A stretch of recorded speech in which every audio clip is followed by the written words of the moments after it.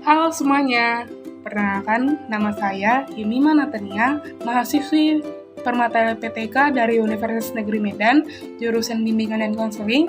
Pada video kali ini saya akan membawakan materi yang berjudul Bentuk-bentuk Layanan Pendidikan Anak Berbakat. Selamat menyaksikan. Pengertian keterbakatan.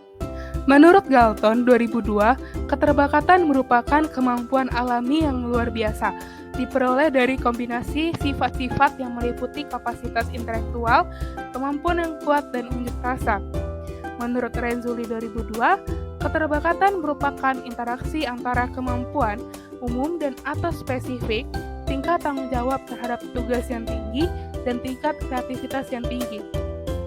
Ciri-ciri anak berbakat. Ciri-ciri anak berbakat. Ciri-ciri anak berbakat menurut Martison 1974 adalah 1. Gemar membaca pada usia lebih muda. 2. Membaca lebih cepat dan lebih banyak. 3. Memiliki perbendaharaan kata yang luas. 4. Mempunyai rasa ingin tahu yang kuat. 5. Menunjukkan keaslian orisinalitas dalam ungkapan verbal. 6. Memberi jawaban-jawaban yang baik. 7. Dapat memberikan banyak gagasan. 8. Luas dalam berpikir. Tujuan pendidikan anak berbakat. Tujuan dari pendidikan anak berbakat ini adalah agar mereka menguasai sistem konseptual yang penting sesuai dengan kemampuannya, memiliki keterampilan yang menjadikannya mandiri dan kreatif, serta mengembangkan kesenangan dan kegairahan belajar untuk berprestasi. Layanan pendidikan anak berbakat. Mengelompokkan pada kelas khusus, yaitu siswa yang diidentifikasi memiliki keterbakatan dimasukkan ke dalam kelas khusus dengan para peserta didik yang memiliki tingkat kemampuan yang sama. Adanya kemampuan yang sama ini akan menjadikan setiap individu dalam kelas tersebut akan merasa tertantang dan pada akhirnya mereka akan menunjukkan kemampuan mereka yang sebenarnya. Program akselerasi. Program akselerasi adalah memindahkan murid secepat mungkin sesuai dengan kemampuan belajar dan kemampuan yang dimiliki sesuai dengan kemampuan belajar dan kemampuan yang dimiliki individu belajar. Pemindahan dalam proses ini memasukkan individu belajar pada kelas sesuai dengan kemampuan yang dimiliki oleh bersangkutan.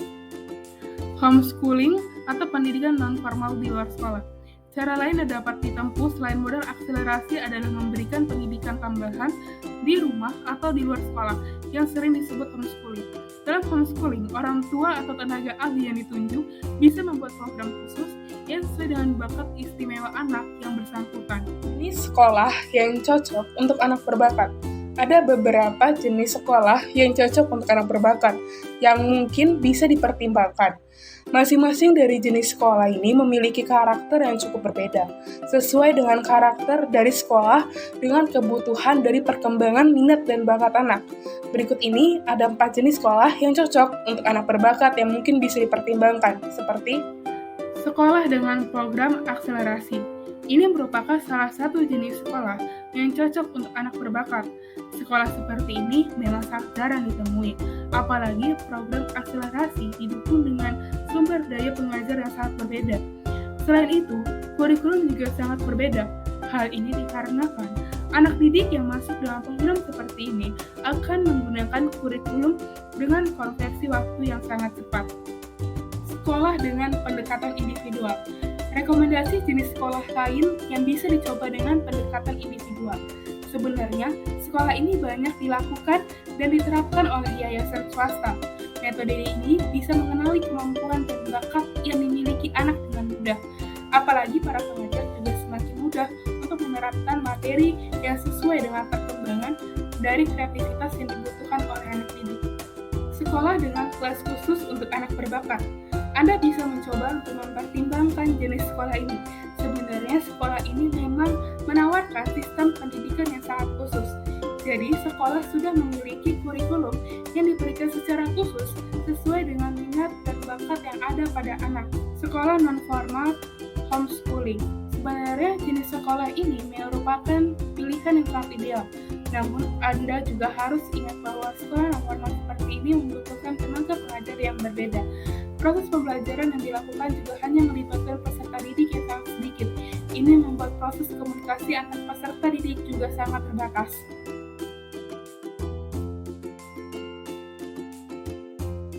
Pertimbangkan visi dan misi. Ini adalah tips yang paling penting untuk dipertimbangkan, bahwa sekolah yang menjadi tujuan untuk menempuh pendidikan bagi anak memiliki visi dan misi yang jelas. Bahkan visi dan misi ini selalu ditampilkan pada sistem resminya. Selain itu, visi dan misi yang diberikan biasanya akan dikampanyekan melalui seluruh kurikulum dan program pendidikan. 2. Fasilitas yang diberikan. Hal lain yang harus diperhatikan tentu saja fasilitas yang diberikan. Fasilitas yang diberikan untuk peserta didik tidak harus mewah, namun kualitas dari fasilitas itu bisa membuat pengembangan bakat yang dimiliki anak. Semakin lengkap fasilitas yang ditawarkan pada anak didik, maka akan semakin mudah juga akan mengembangkan kreativitas yang dimiliki anak. 3. Lingkungan sekolah. Hal lain yang harus dipertimbangkan bagi orang tua, tentu saja lingkungan sekolah yang mendukung. Lingkungan yang ada di sekolah memberikan peran yang penting bagi perkembangan anak. Bahkan, ini juga akan membantu anak untuk bersosialisasi dan mempengaruhi pertumbuhan etika hingga cara berkomunikasi. Lingkungan yang baik akan menghasilkan karakter dari bakat yang dimiliki. Guru-guru yang berkualitas. Para pengajar juga memiliki peran yang sangat penting untuk mengembangkan kualitas dari bakat dan kreativitas yang dimiliki anak. Guru yang berkualitas tentu saja akan menerapkan metode pembelajaran sesuai dengan karakter. 5. Kurikulum yang diterapkan. Sekolah yang sangat berkualitas selalu memberikan pemahaman tentang kurikulum pada setiap kampanye. Kurikulum ini juga mempengaruhi arah dari metode dan proses pembelajaran yang diterapkan. Hal ini juga berkaitan dengan mata pelajaran yang diberikan. Bahkan, durasi dari setiap mata pelajaran juga harus diketahui secara rinci. Anda harus memilih kurikulum yang disesuaikan dengan kebutuhan dari pendidikan anak. Ini memberikan pengaruh yang besar dalam peningkatan minat dan bakat. Baiklah, sekian pemaparan materi yang dapat saya sampaikan. Kurang lebihnya mohon maaf. Terima kasih dan sampai jumpa.